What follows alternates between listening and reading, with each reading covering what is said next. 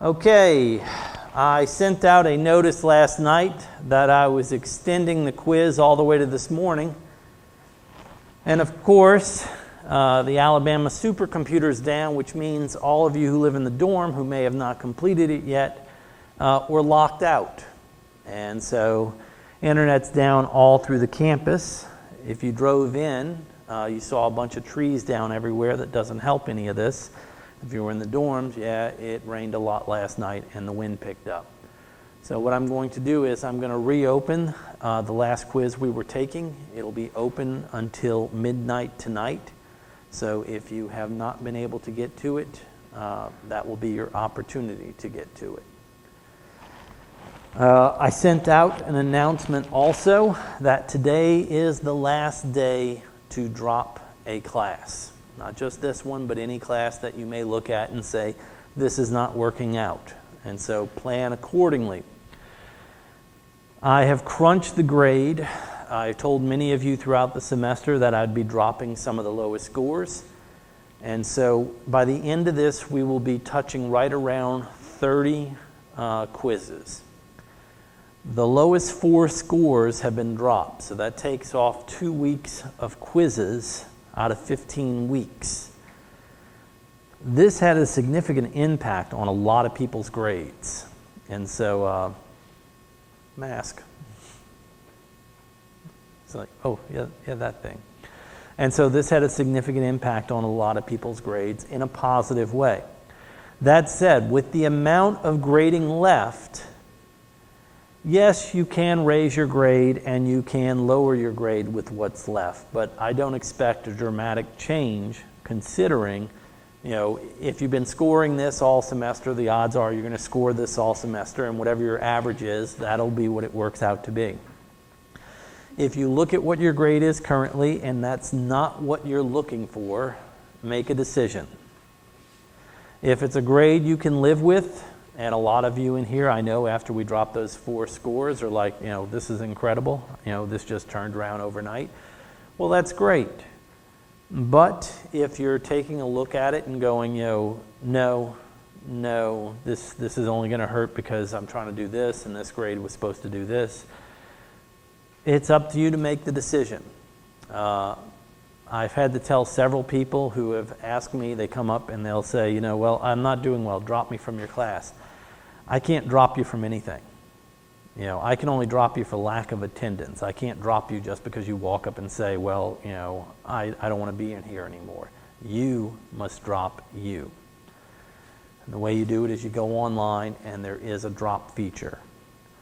You can also probably go to the registrar's office. It's on the first floor of the administration building, and they can possibly give you a form that you can fill out, and that'll drop the class.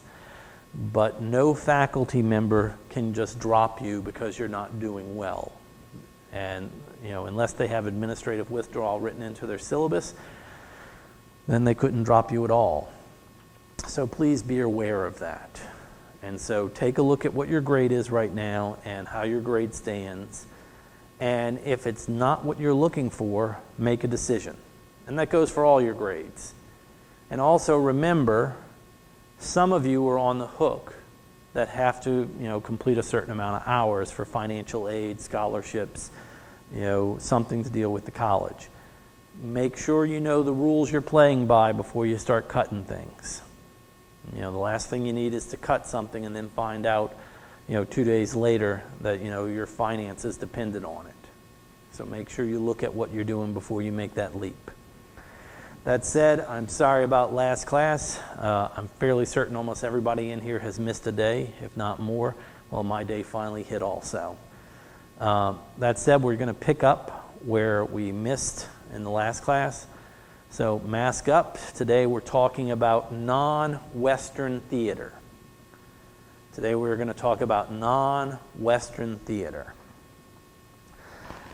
When I talk about Western theater, well, we talk about the Greeks as the cradle of Western thought, Western civilization.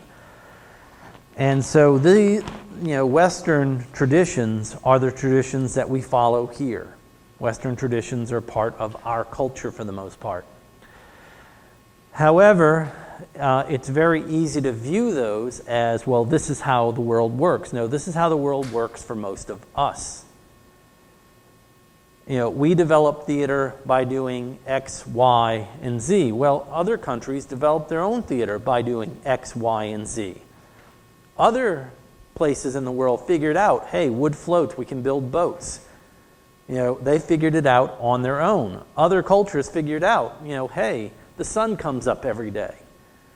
They didn't have to look toward another country and say, hey, these guys, they figured out there's a rotation and the moon's going to be full every time at this amount of time. No.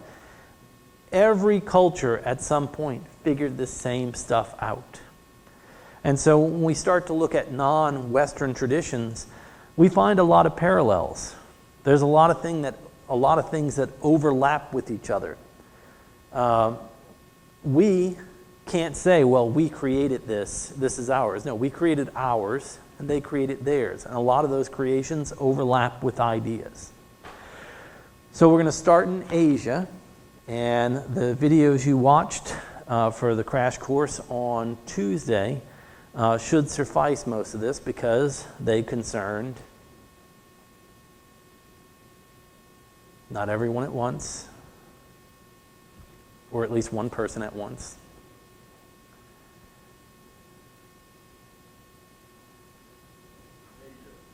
Asia. I said it a few moments ago. And so, very particular in Asia, we're looking at,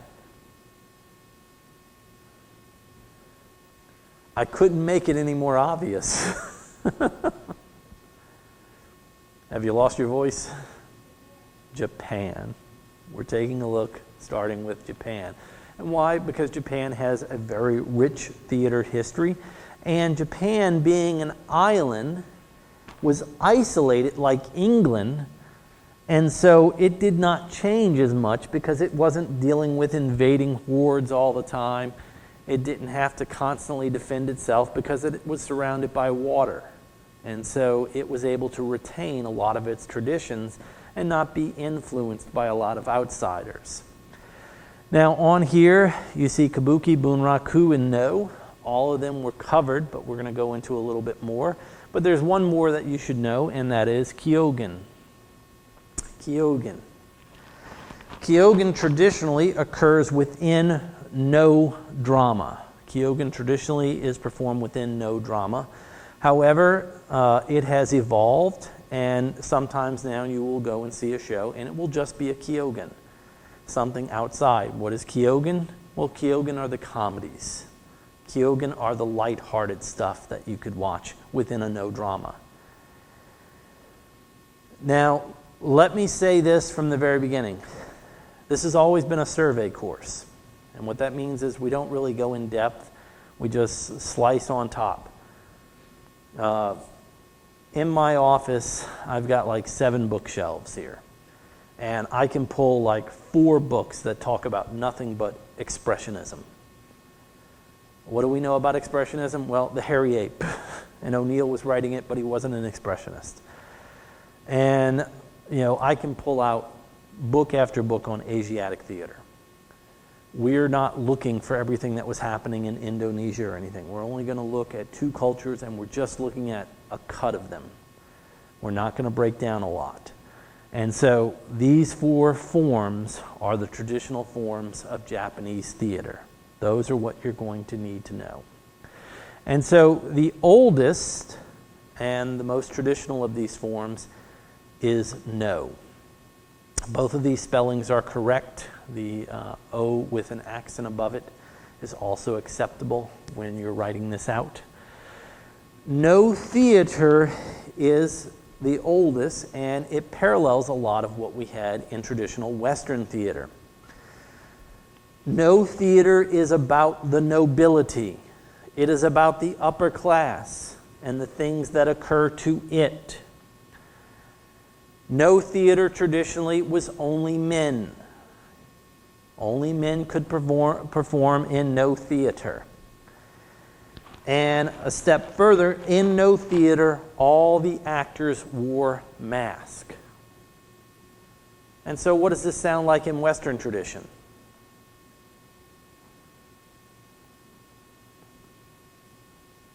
Spent a lot of time talking about this at some point.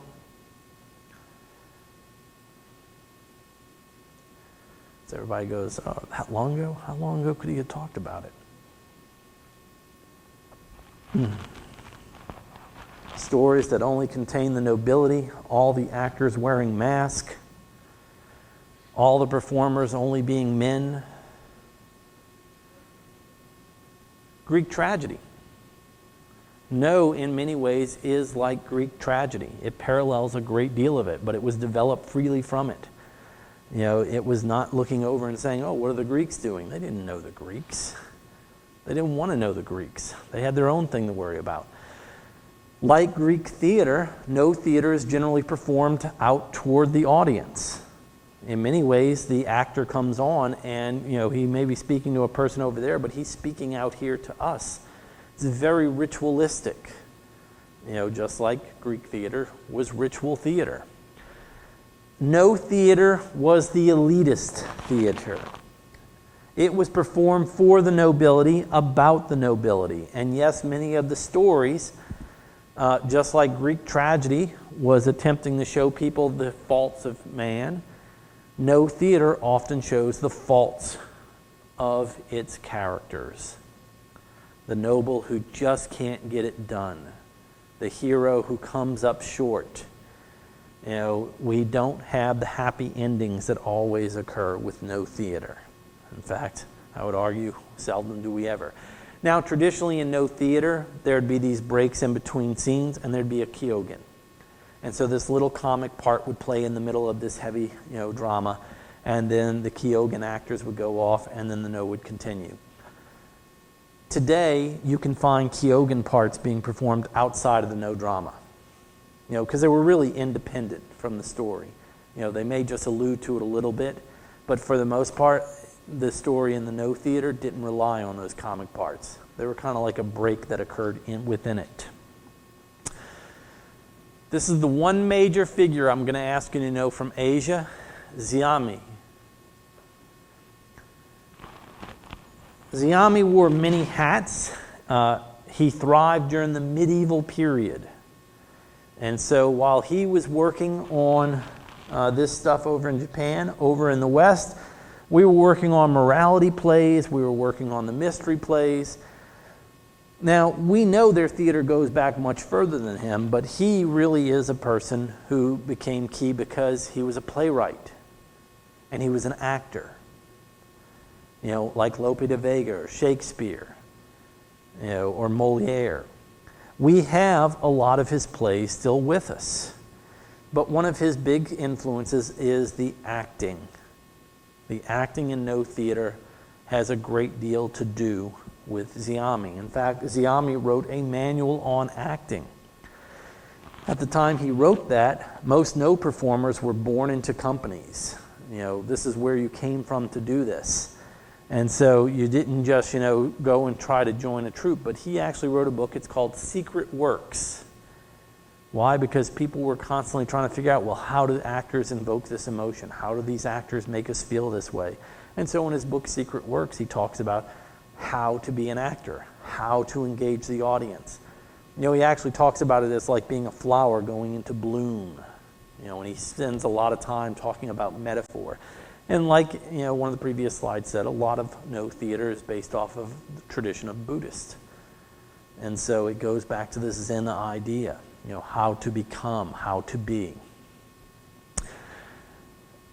Now, one of the big differences is when we look at Greek tragedy, we had two genres. And those two genres they had a mask for, and they were, spent a lot of time talking about this semester. Comedy and tragedy. You know, he may be late, but he's right, folks, so please get with the book. And so, comedy and tragedy. When we saw a Greek piece of theater, yes, it was a mask of comedy. Yes, it was a mask of tragedy. However, the character was unique. One of the things about no theater is that no theater is built on stock characters. Like the Commedia dell'arte, like melodrama, of the 19th century, there was a stock character quality to it. And though you can look at these and say, okay, well, we had the demon, we had the ghost, we had the man, the elder, the old man, the woman, it didn't just have, okay, this is the man. You had a variety of choices. There were many types of men. There were many types of elders and old men. There were many types of demon. They fit under these categories, but it wasn't just one, let's roll with it. And so unlike the Commedia dell'arte, where it's like, it's Pantalone. Oh, look, it's the same Pantalone here. You had different flavors of stock characters. No theater was stock characters. In fact, I would argue nearly all Japanese theater is built on an idea of stock characters. Now, no theater is the oldest, but it is not the most popular, or it's also not the form of theater that is mostly associated with Japan today. That goes to kabuki. Kabuki is that style of theater that people just, if you say Japan in theater, it's like saying America and the musical. It's the form of theater that people look up and say, yes, that's what they do over there for their theater. This ink drawing from the period shows the kabuki stage where the actor runs down a ramp through the audience to get to the staging.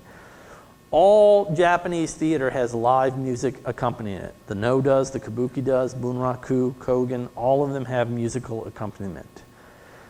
One of the biggest differences, though, that you can identify No from kabuki, well, before I jump there, if you take a look at their theater, it's just benches that go across.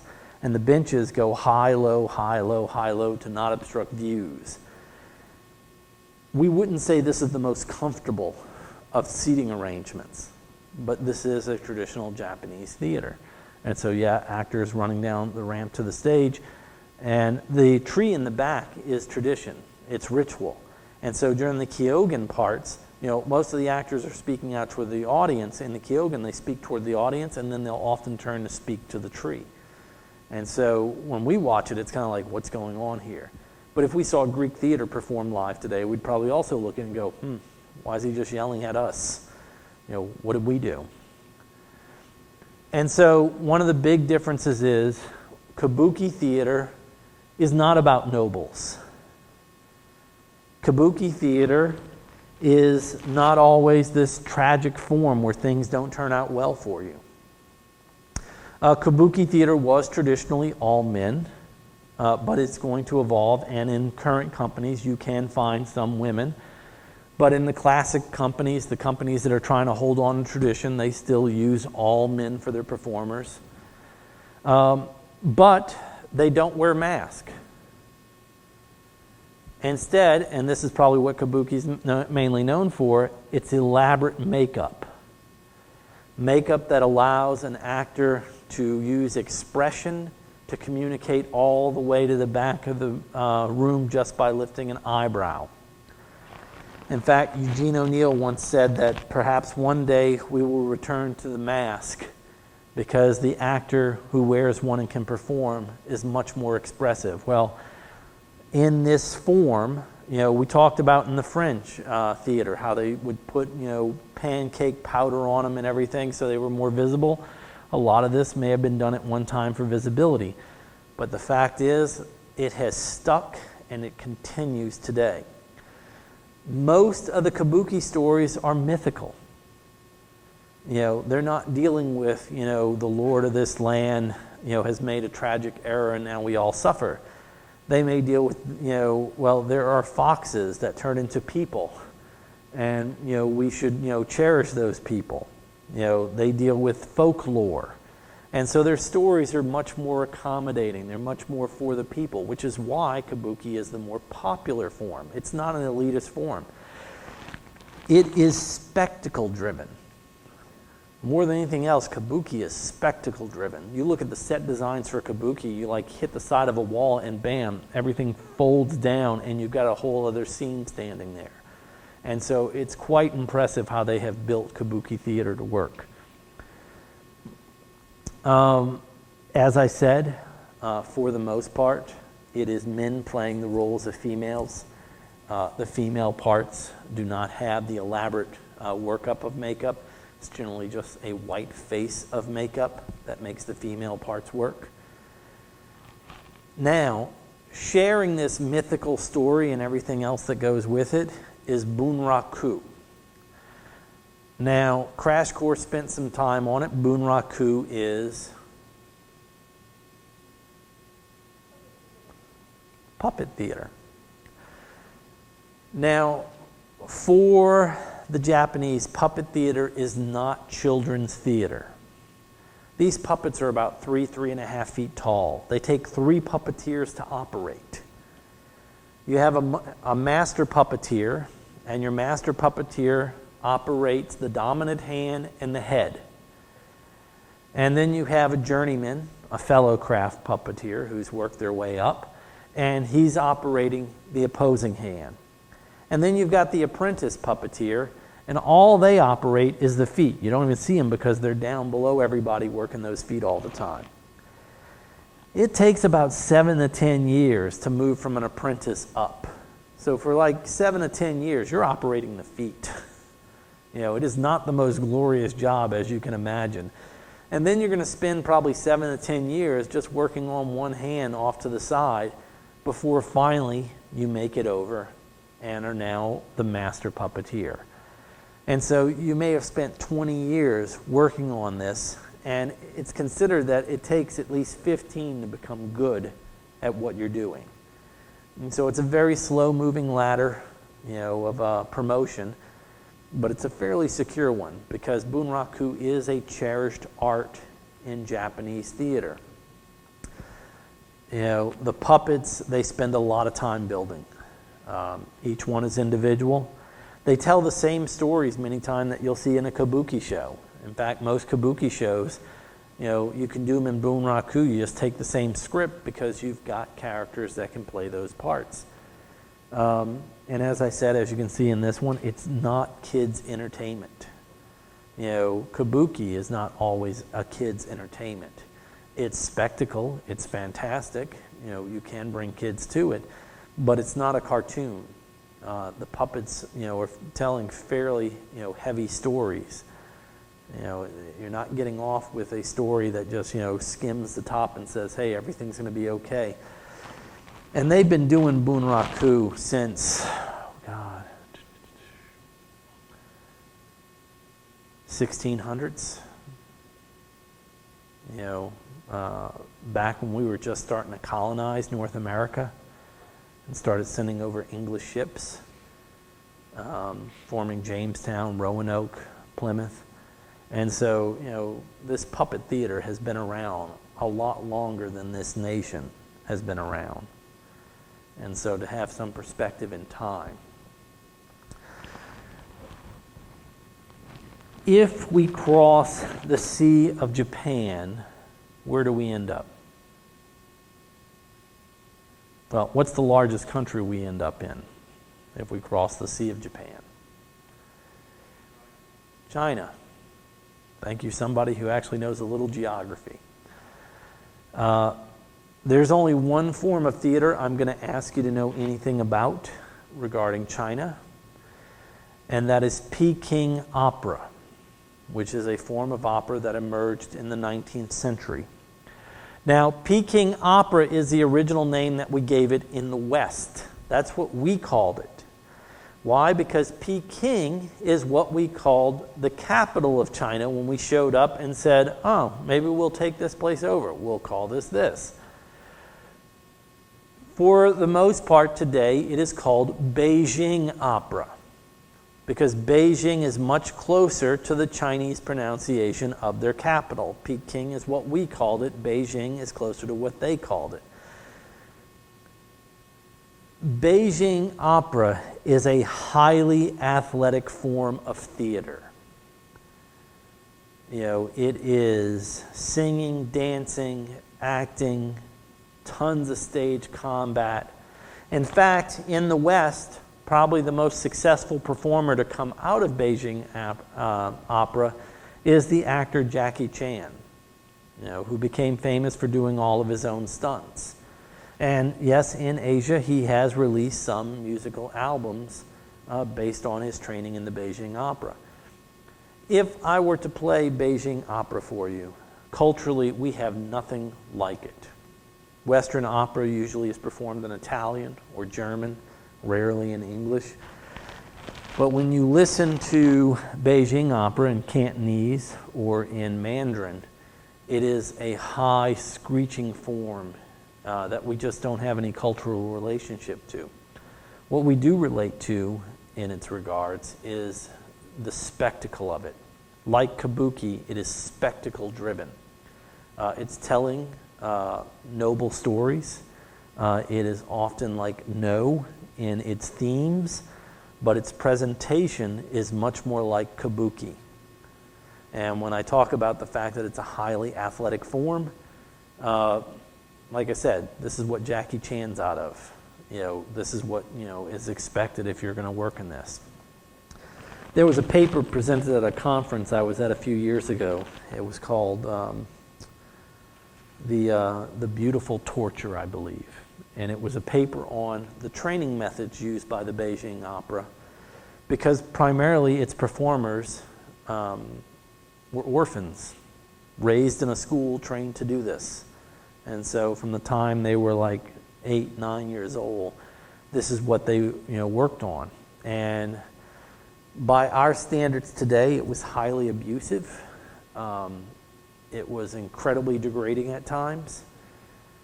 There were no female performers in the Beijing Opera. Smaller boys were trained to play the female roles.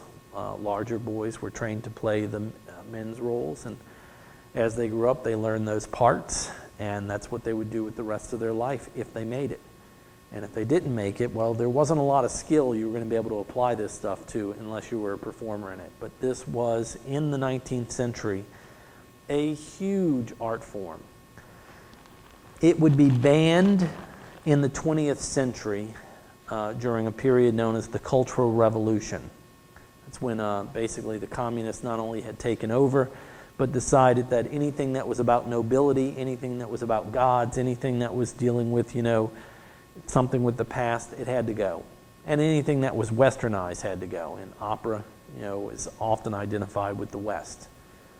And so it was banned for a long time, but today when you go to China, it is still considered their national form. It's a big deal today. But there was about a 25-year period where it was illegal to be a performer in it, and it did not occur.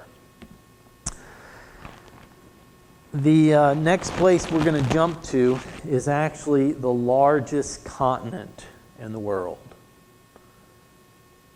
Not counting Antarctica because, outside of some penguins and, a base station, you don't see a lot of people hanging out in Antarctica.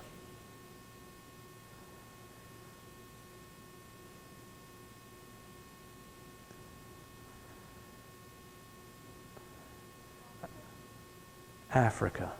Thank you. Africa has one of the most tragic theater histories because it has one of the most tragic histories of any continent.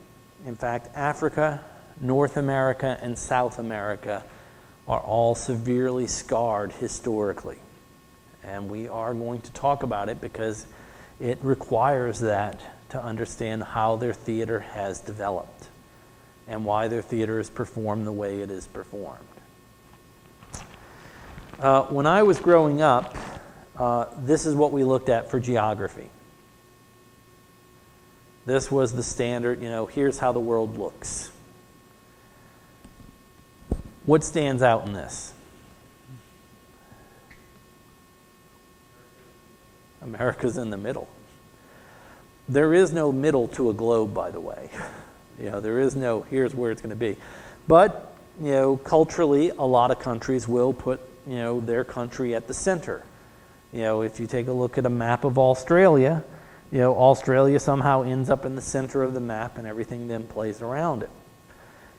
Also, culturally, maps do not actually show the actual geography as much as they show the historic geography, the way that people have always viewed the way the world to look. When we look at this map, and like I said, this is a standard map of when I was growing up and possibly when you were growing up, you could take the United States and cover almost all of North Africa. That can't happen. It just can't. Why? Because the United States is basically the size of Australia. This is actually proportional. It doesn't really happen that way.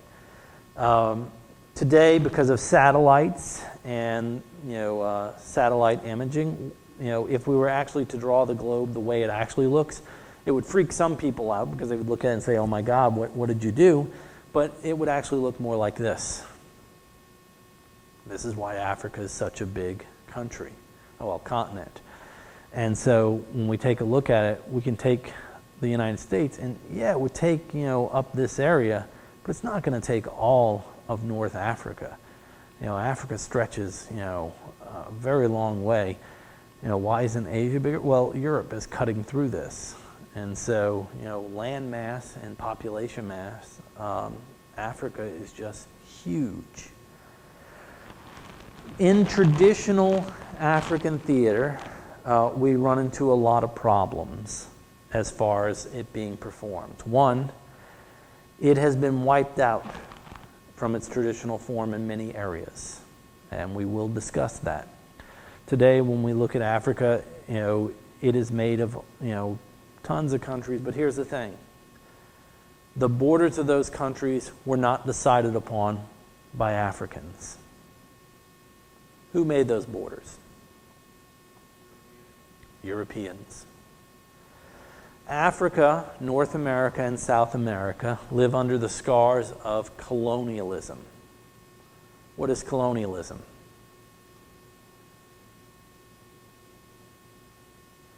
Come on, somebody in here took some Western Civ at some point. It's a huge part of history.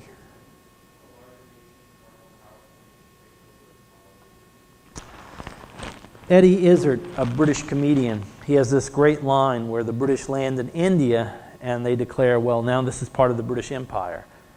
And those from India are like, what are you talking about? We've got an entire civilization here. We built the Taj Mahal. We've got, Calcutta. We've got, this. We've got this. We've been here for thousands of years. And they turn and say, well, do you have a flag? And they're all looking at each other, and the British say, well, no flag, no country. And they plant their flag, and, well, now India is part of the British Empire.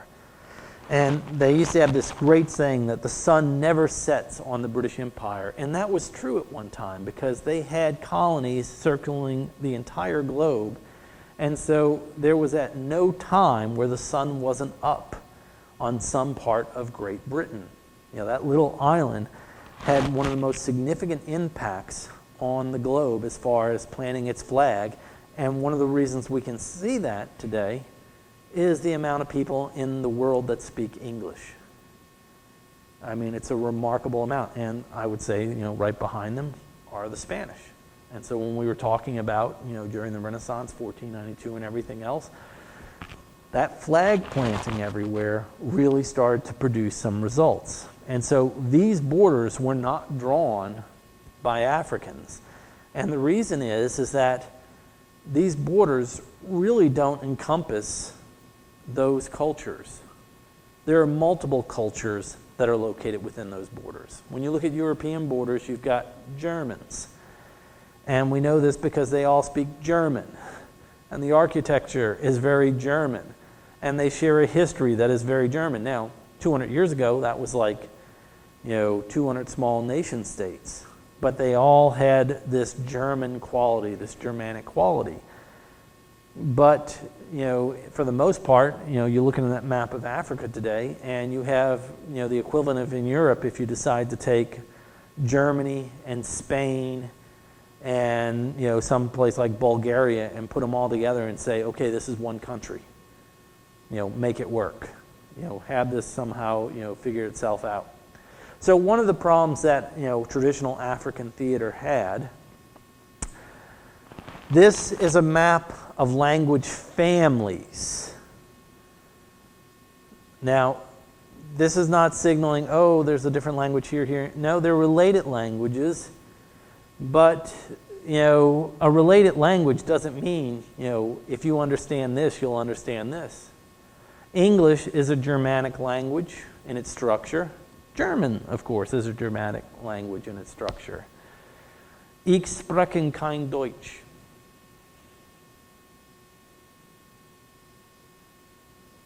Ich spreche kein Deutsch. Nobody in here is going to start, talking to me in German just because you know English, any more than somebody who speaks Spanish, a Latin-based language, is going to have a conversation with someone who speaks French or Romanian, which are also Latin-based languages. And so when we say these languages are in the same family, that doesn't mean they can communicate with each other. It just means that the language has a base with each other. If we go one step further and try to actually break it down by dialect, i.e. the actual language, we end up with a really complicated map. Here's the thing about Africa compared to us, is that if I get in my car and I drive to New Site, I can stop and have a conversation at a gas station, and then I could drive to Alexander City and do the same thing.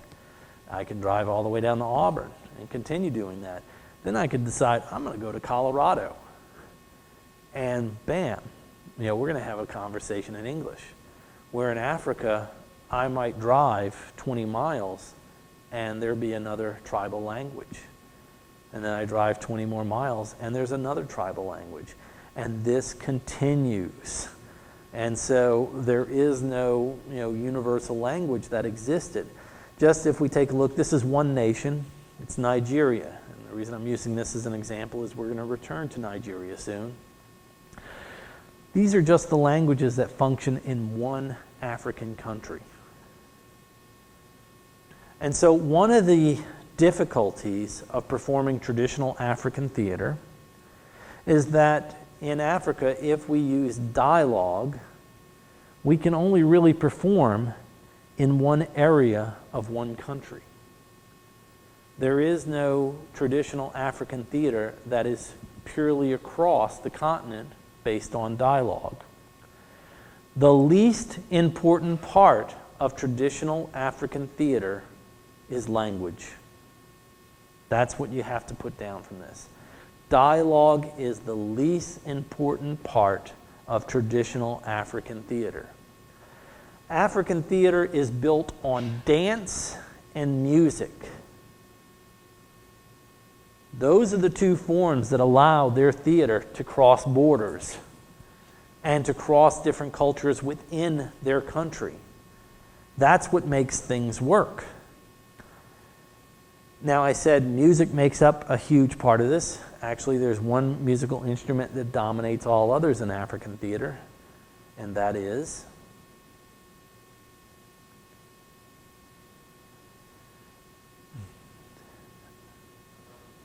percussion, drumming, drums.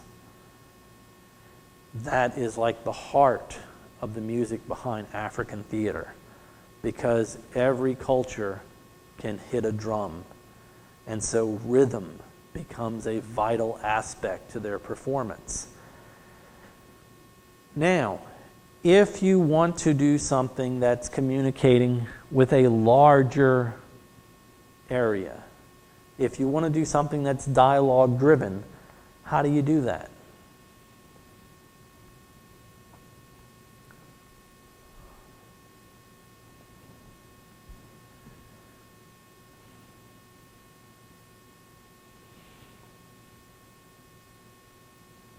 How do I perform with a troupe from Nigeria in South Africa?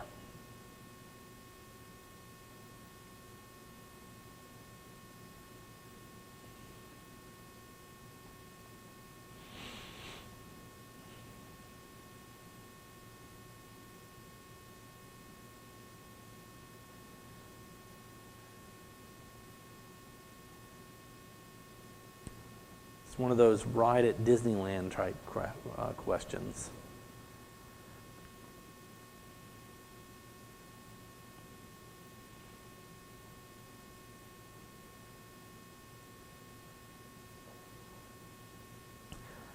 The answer is in the scars of the continent.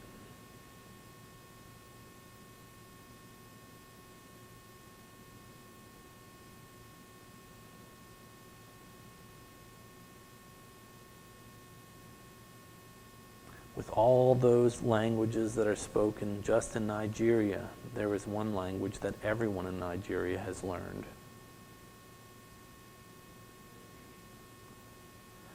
They speak English in Nigeria, and they speak English in South Africa. The thing is those borders were drawn by European countries, and when those European countries came in and colonized, part of colonization is you show up and you basically change the entire cultural structure. The schools that get started up are teaching the language of the country that's imposing its will. The religion that gets introduced into the population is the religion of the culture that's imposing its will. You know, this occurs again and again and again. When Columbus landed in the New World, he had priests with him, and those priests told natives who had no idea what they were saying in Spanish and Italian, they told the natives, you know, you must give your life to Christ, otherwise, you know, you are an infidel. And people just stared at him like, you know, well, I have no idea what he's saying, you know, what should we do? And then the Spanish took it upon themselves, well, they're not giving their lives to Christ, so, you know, they must not be human. You know, it's a very ugly history. Most history is ugly if you take off the veneer. And so when we take a look at this map, we end up taking a look and seeing, well, okay, these were parts of the British Empire at one time. All right, this was part of France. The Belgian Congo has one of the worst histories of any part of the world due to human evil. The Belgian Congo, its history is on par with the Holocaust. It's on par with the killing fields of Cambodia. It's on par with any genocide you can ever imagine. Why? Because they discovered rubber and diamonds. And the Belgians just basically destroyed everything to get to it. In fact, Joseph Conrad, one of the great novelists in the English language, wrote a book called Heart of Darkness that is based in the Belgian Congo. And it is a tough book. And so when we look at modern Africa today, these are the languages that you can have in common. And they are the colonial languages. The problem is, if we are creating a play in a colonial language, then we are creating a play or a show in the language of the oppressor, the person who wiped out most of the traditional theater. If we create a show that attempts to be dialogue-driven, like Western theater, which is what most people were trained to do by the colonists, well, then, we're in a troubled spot. And so in Africa, you have this dueling, theater background. Now, most of these African nations did not reach independence until after World War II. And so most of them actually didn't reach independence until the 1950s to break off from the colonial rule. And so when we take a look at the United States, we broke off from the colonial rule back in, 1776. We declared we were, okay, we're broken. And so over 250 years later, it took us to get to this point. Well, most of the countries there haven't even reached 100 years of being independent.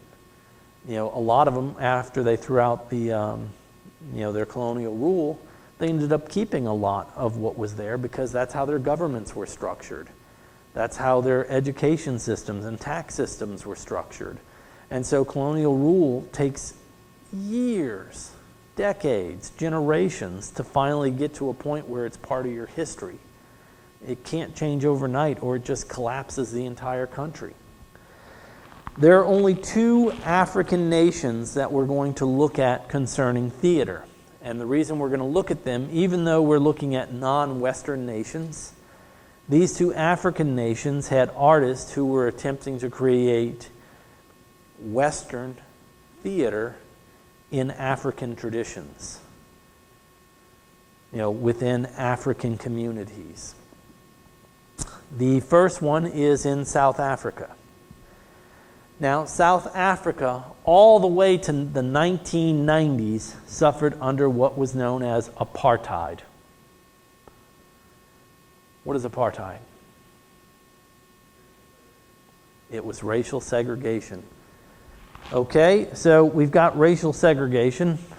What makes it different than the racial segregation that occurred in the United States?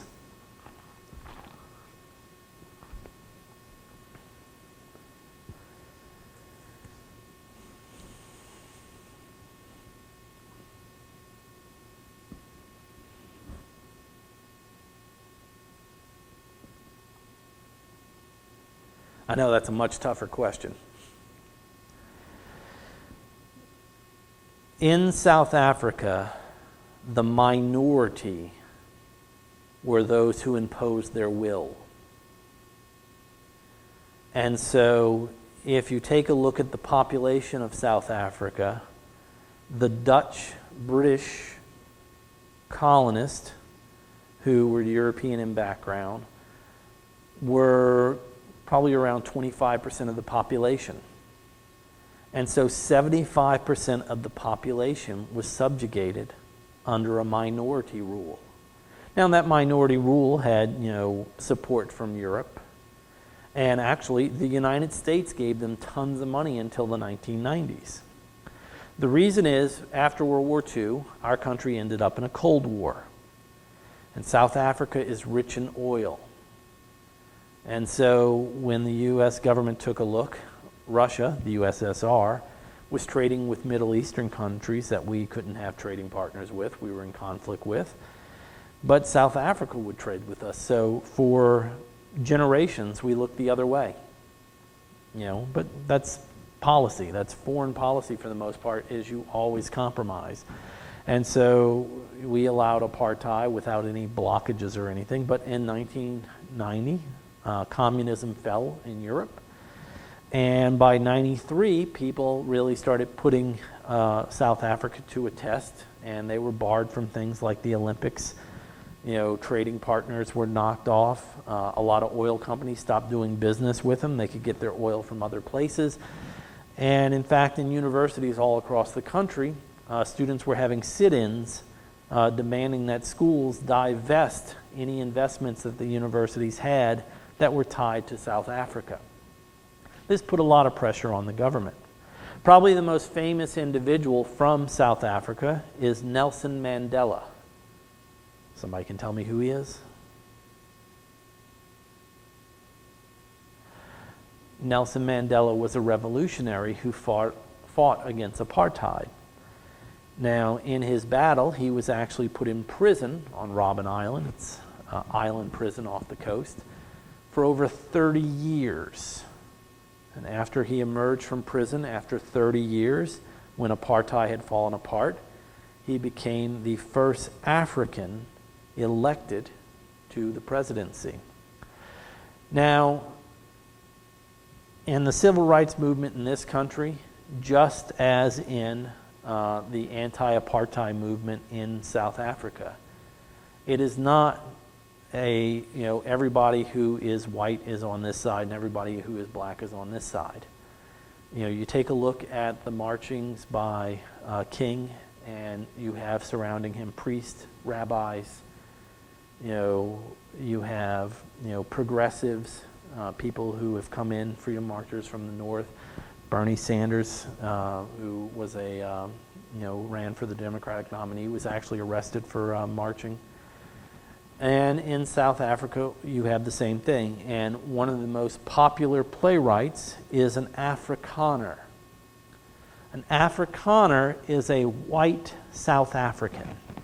An Afrikaner is a white South African. This is Othel Fugard, or Athol Fugard, depending on how you want to pronounce it. He is a South African playwright, and his 30 years of his career was creating works that were against apartheid. Now, his works would normally end up putting a person in prison, like they did with Nelson Mandela, who was trying to lead a revolution. None of his works were ever performed in South Africa during the apartheid government. He became famous because his works were smuggled out of South Africa, and they became famous in Europe. They became famous in the United States. They became famous in nations outside of where he was. They could be performed in some other African nations, but he was not allowed to leave the country, and his works had to be smuggled out the country. In his play, My Children, My Africa, a school teacher after school opens his classroom to everyone. Anyone can come in and listen to him lecture. And so he ends up with mixed classes. By the end of the play, it's not very good for him. Why? Because the Africans believe that he has betrayed his people, and the Afrikaners believe that he is attempting to subvert the laws. He ends up being killed at the end of the play. It is not a nice play, but it is a wonderful demonstration of anybody who sticks their neck out is going to pay a price, but that price is necessary for change. His most important play is Master Harold and the Boys. Master Harold and the Boys is his most popular play. Easily when you say Othel Fugard, people are like, Master Harold and the Boys. It made it to the United States in the early 80s, and it had a deep impact. In the play, Hallie, Master Harold, is a high school student. His parents own a very posh hotel in South Africa, and he has grown up in this hotel. And two of his best friends are members of the hotel staff, and he has known them since he was a little boy. And as he has gotten older and older and older, he realizes when he is in the hotel at night, and there's a cafe on the first floor, everything's cool. Everybody's just BSing with each other. Everybody's making jokes. They're having conversations. But in the day, when there are other people around, he finds that, his buddies aren't too talkative with him. Why? Because it's frowned upon. And so Hallie, entering his high school years, begins to start to question and ask, his class, his buddies, well, what is it? And he starts to learn, well, Hallie, you're out of a privileged system. You're allowed to do this, you're allowed to do that. You've got all these things going for you. One day, you're going to stop talking to us also. Why? Because, it'll be frowned upon, and, you're going to be trying to fit in with everybody that you're supposed to be with. And it's a hell of a realization for somebody to have. And so it is not an easy play to take. It's a tough play. The most vital, though, artist on the continent is Wole Soyinka. And he made up a great deal of what you saw on Crash Course dealing with this. Wole Soyinka is the only African playwright. He's the only African writer to receive the Nobel Prize in Literature on the whole continent. You break down all those countries, all those languages, and everything else, and Soyinka is the only guy. And amazingly, he and Fugard are still alive. Something we do not find a lot of when we talk about, this great, artist, this great, playwright. So yes, Soyinka is still ticking. Now, Soyinka is from Nigeria. He is a Nigerian playwright. He's actually from the Yoruba tribe. And his most vital work that Crash Course does a very good job of talking about is Death and the King's Horseman. And Death and the King's Horseman is one of the most successful plays that links traditional African theater with Western theater. It is his way of trying to combine the two worlds. Now, Soyinka was university educated, and he went to study further in Britain.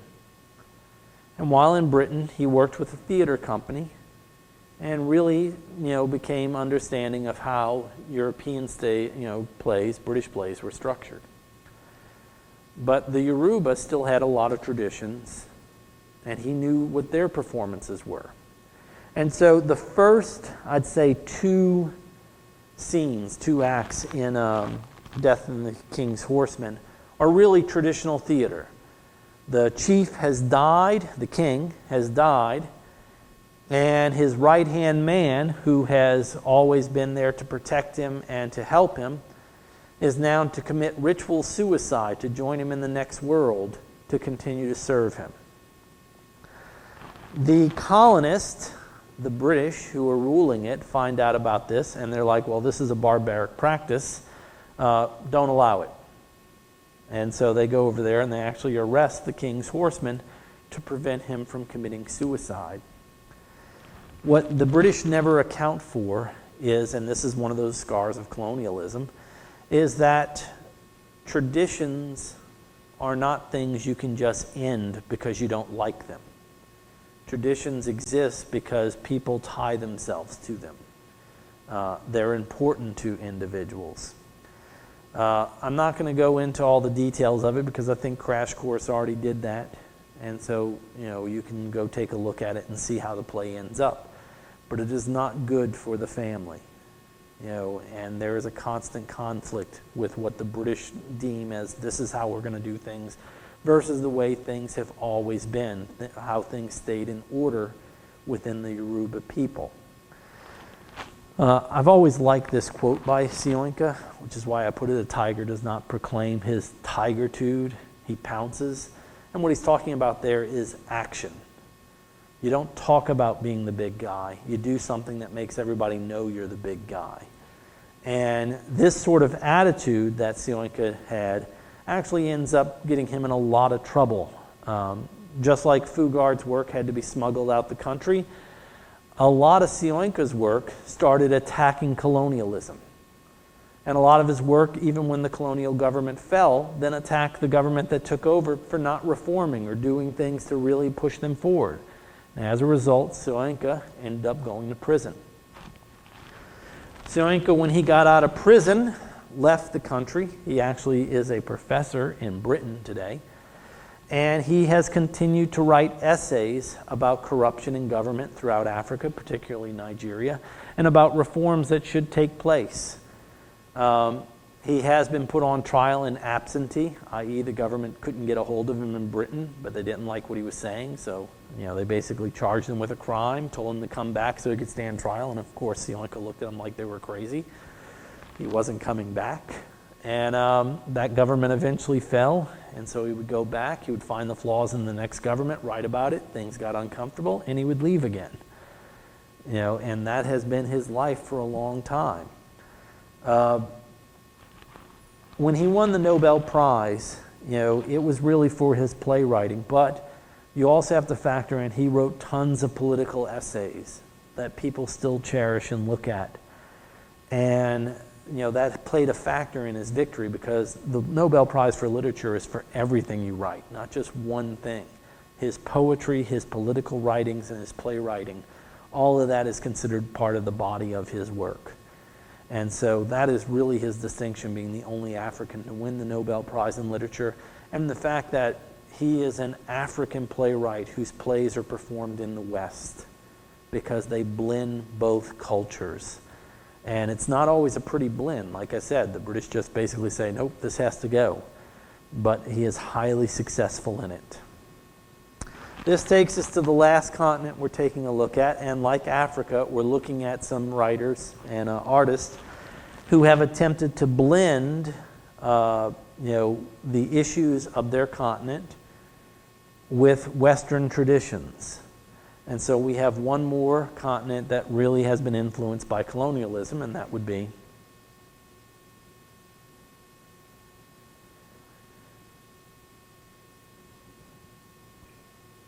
North America. The dominant language is English. And so what other continent is dominated by another European language? South America. South America is divided. Brazil speaks Portuguese and everyone else speaks Spanish. And that is not by accident. That is by strength and by colonial rule that just went in there and crushed all opposition.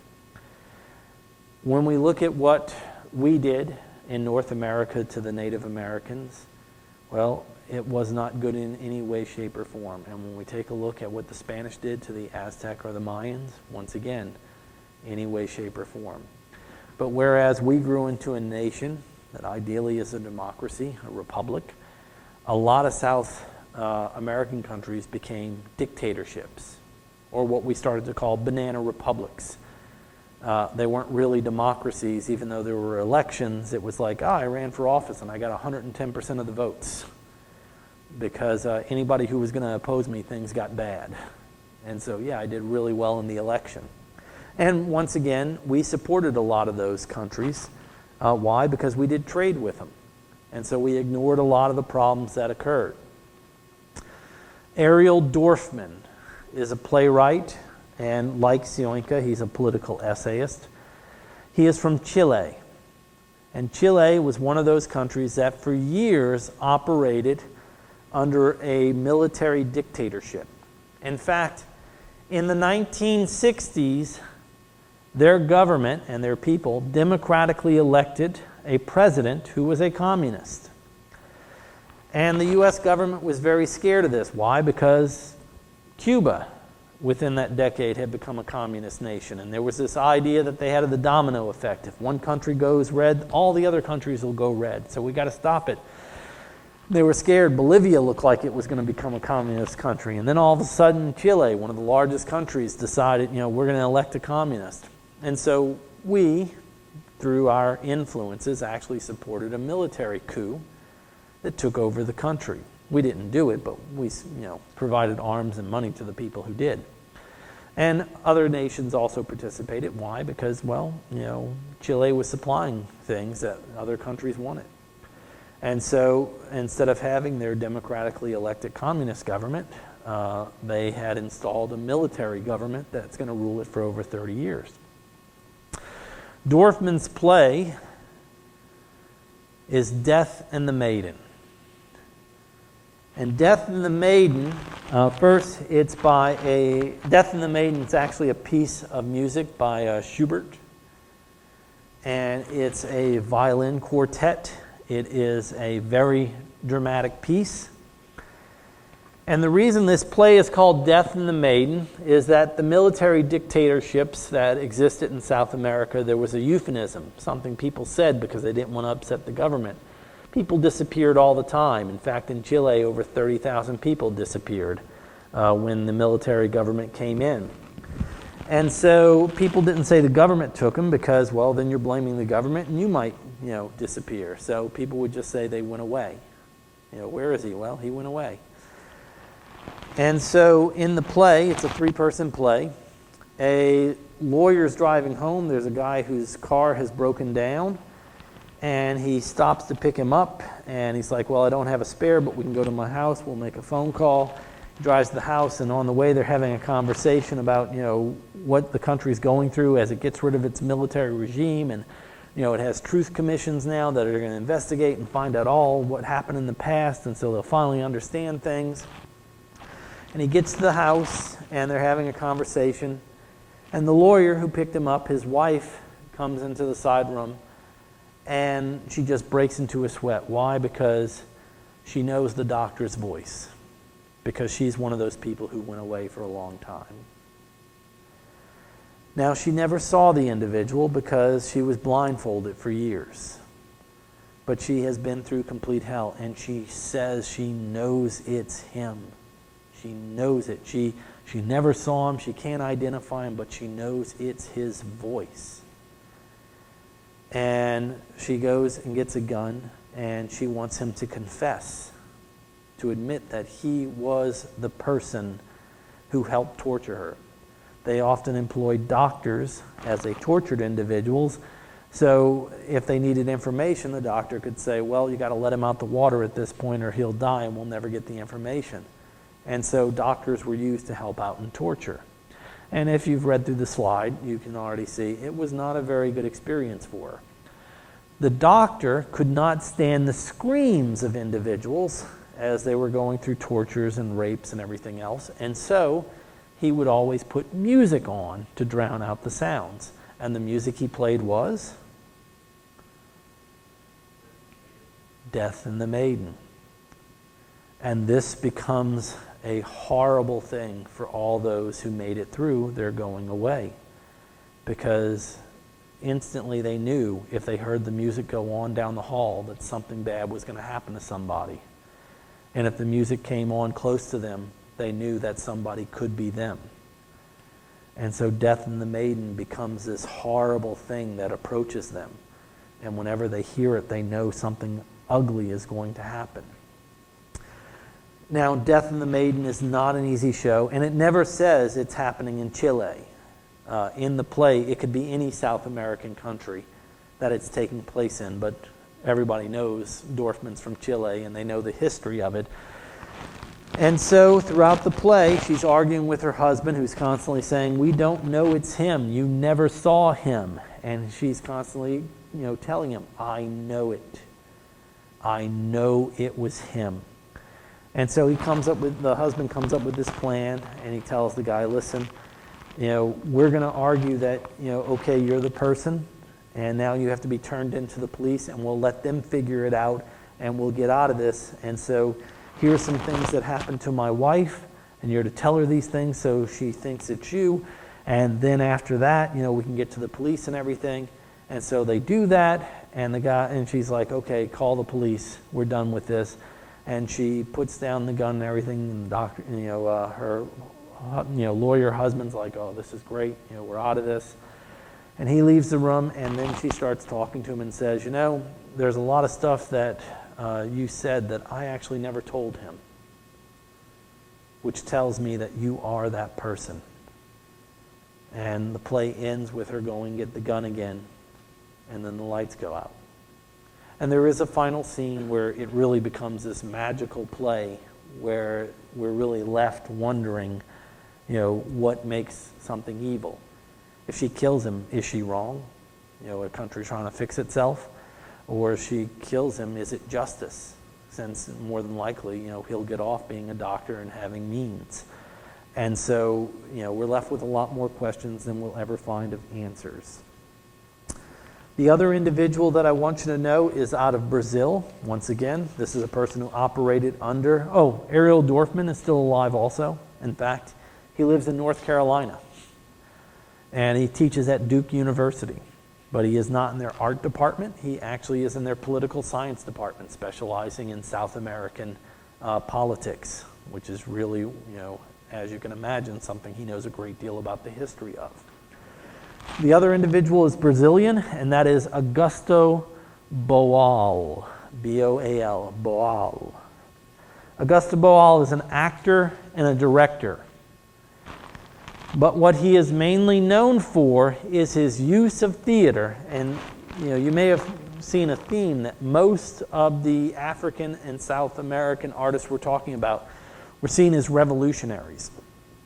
They were attempting to use theater to change the world they were around, sort of like Ibsen in his Problem Plays, except Ibsen was trying to put stuff down for discussion. These are people who are trying to rally the masses. These are people trying to make change occur that day. And so they were revolutionary in a lot of ways. The theater of the oppressed is what is always associated with Augusto Boal. And his belief was, he wasn't going off trying to get professional actors to put on shows. He was going into these indigenous communities in Brazil and teaching them how to start their own community theaters.